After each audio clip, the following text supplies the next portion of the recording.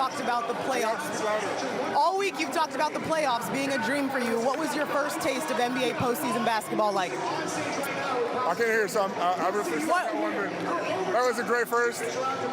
You know, we were solid, but as expected, job's not done. You can't hear me because this crowd is so electric, right? We saw your passion out there today. Your 35 points are the most by a Spur in a playoff debut. Where was your head at in this one? I mean, it's not that much, so it really reflects the spirit of the team. And then game one's their feel-out games. You can see the other team's cards a little bit. What did you observe about the Blazers? I mean, pressure is on us, first home game, but really, there's no pressure, we keep saying it, we need to do the same thing we've been doing in the regular season. Don't overthink it. Game 2 is next. Thank you. Thank you. He led the Spurs with 35. Denny Avdia had 30, but the rest of the team, especially the starters, did not. In their postseason debut. Hello, welcome back to NBA Showtime. Maria Taylor, the Hall of Famers, here with you. Tracy McGrady, Vince Carter, and Carmelo Anthony. We already talked about him at halftime, but he didn't slow down at all. He had 21 points in the first half, finishes with 35. He showed up in a double-breasted suit. We probably should have known what we were going to get from Wemby, but we got all that and more, I would say, in Game 1 against the Trailblazers. I mean, this is a team that is locked in and led by their guy. I don't know who was the one that said, hey, this is what we're doing, but they all did it. They all bought into it. When you talk about a team that has a young star in his debut, you never know how that's going to go. But at the same time, we're talking about Wemby here, who is passionate about the game, passionate about being great, and you can see that in his approach in how he played the game tonight. He did it from all three levels.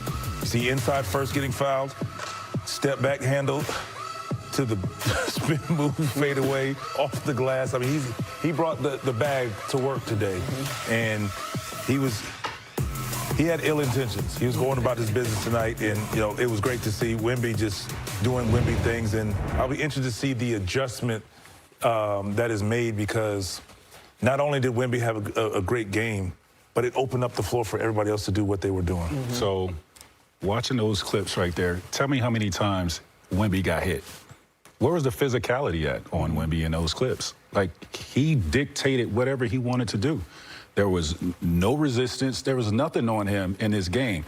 Second half, that needs to be the adjustment. The physicality, rough him up, right? When he goes to the basket, knock his butt down. Knock him on the floor. Let him feel y'all presence. He was doing whatever he wanted to do without that resistance. And for somebody that talented, you're going to just let him roam around on the three-point line, get inside, and do what he wants to do with no physicality. He's going to have nights just like this. Right. And it's funny you say that, because the times that they were physical with him, he lost the ball, fell down, missed shots, and he had 4 turnovers as well.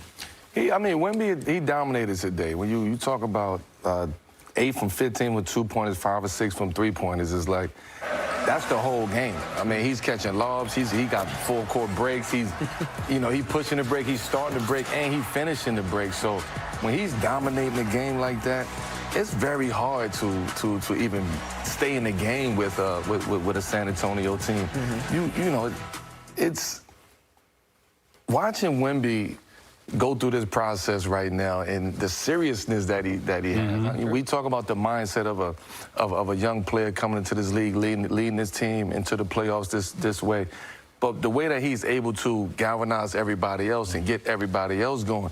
We talking about Vassell, Devin Vassell. He's 15 points. He had a run during the course of the game, second quarter, third quarter, that actually broke the game over him in Champaign. So when you have other guys who are actually contributing to what Wemby is bringing to the game, San Antonio.